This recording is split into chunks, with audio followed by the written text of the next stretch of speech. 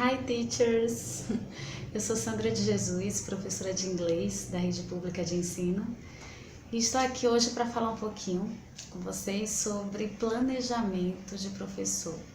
Mas não assim planejamento de aula, mas planejamento de vida, organização com os papéis, com as aulas, para que a gente não fique assim biruta com tanto papel. Então, o que é que eu faço? Primeira coisa que eu procurei adquirir logo no início do ano foi esse caderno aqui, de 10 matérias. E por que eu escolhi esse caderno de 10 matérias? Para que eu fizesse semanalmente o meu plano de aula. Eu dou aula para 12 turmas, sendo que a maioria delas eu dou aula de língua inglesa, mas para fechar a carga horária, e como é da minha área também, porque eu sou formada em letras, eu dou a uma turma de primeiro ano, eu ensino português, e a uma turma de segundo ano eu ensino redação. Então, todos os planos que eu preparo, eu coloco aqui.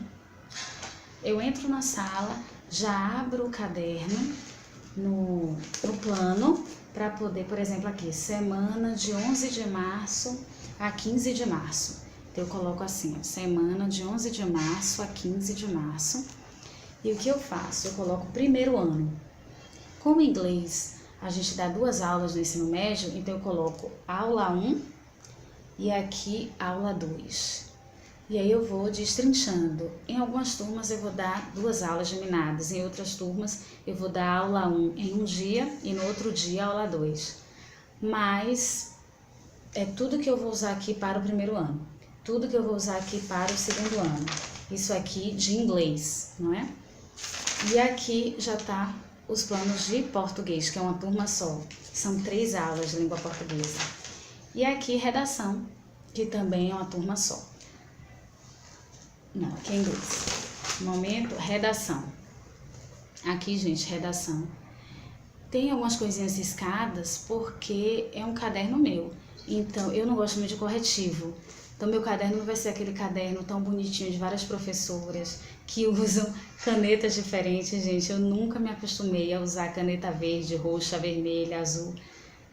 Eu não uso canetas coloridas, eu não uso corretivo, sou estranha, sei. Eu rasuro mesmo, sem pena, sem dó, sem piedade. Mas essa é a forma que eu me organizo, eu gosto assim, então serve pra mim.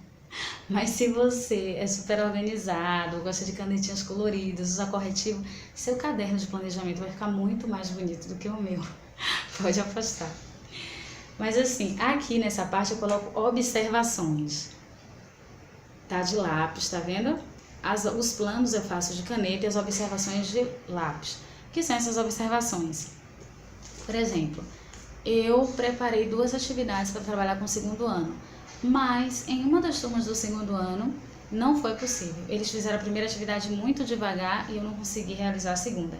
Então eu escrevo aqui na observação, para quando eu for planejar a semana seguinte, eu tentar encaixar essa atividade ou adaptá-la, né, para que ela fique com o tempo mais reduzido, mas para que aquela turma não fique prejudicada em relação aos demais. Então, basicamente, no meu planejamento é isso. Logo aqui no início do caderno de planejamento, eu tenho os meus horários, tá vendo? Meus horários, todos os dias da semana, em qual turma eu vou trabalhar. Então, eu já coloco na primeira página do caderno de planejamento, porque eu chego na escola, como ainda está no início do ano, eu ainda não decorei. Então, todo dia eu olho para que sala eu vou agora. Aqui também tem o calendário escolar, que foi dado na jornada pedagógica no início do ano. Então, eu já colei aqui, porque eu sei de todas as datas importantes, de projetos, de recesso. Isso me ajuda muito na hora do planejamento das aulas. Aqui, o calendário escolar.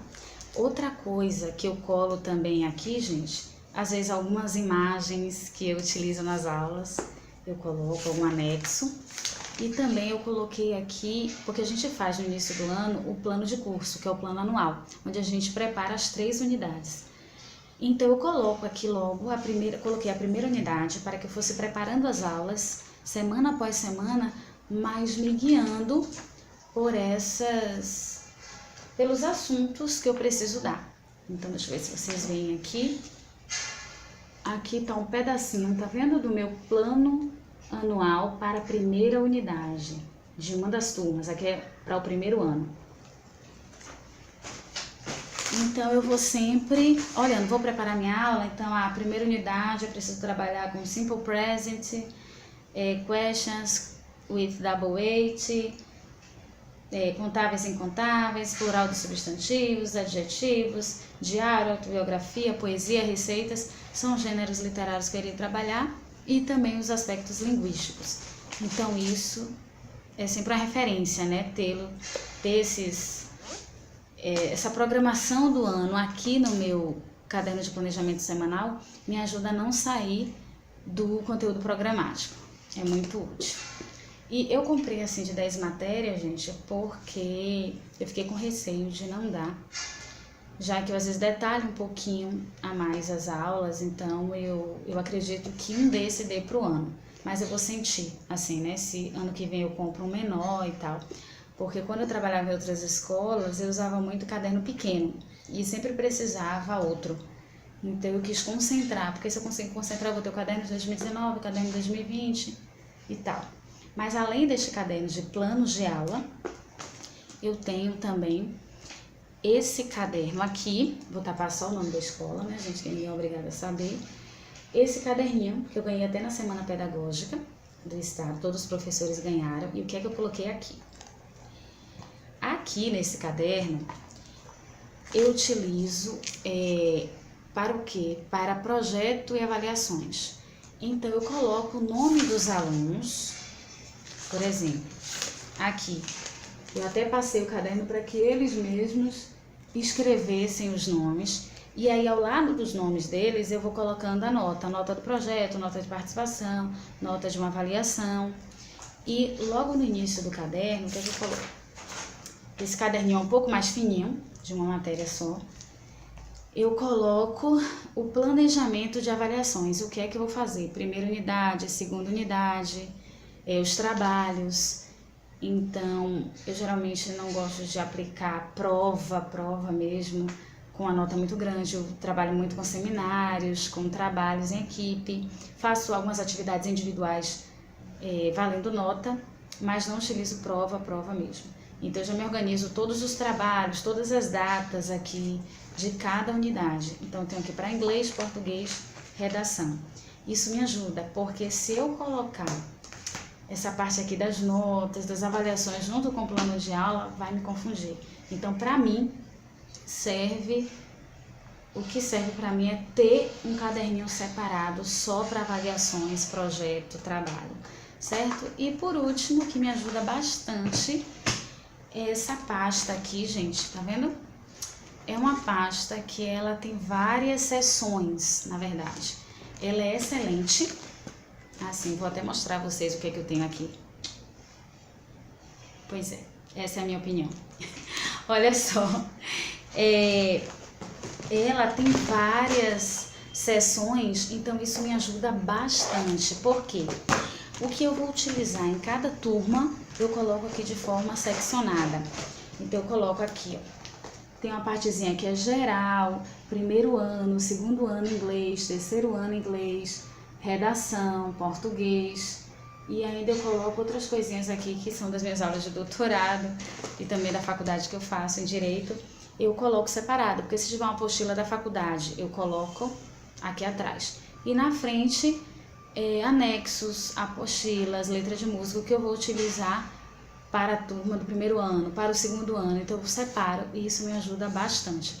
Porque se eu tiver, às vezes, um classificador grosso sem nenhuma repartição, vai misturar tudo, não é? Então ajuda bastante. Eu também comprei outra pasta dessa para colocar atividades pontuadas ou produções de texto, porque aqui é o que eu vou utilizar no meu dia a dia. A outra só quando eu fizer exercícios pontuados, que eu precisar levar para casa, ou algum trabalho que eu preciso levar para casa dos meninos para corrigir.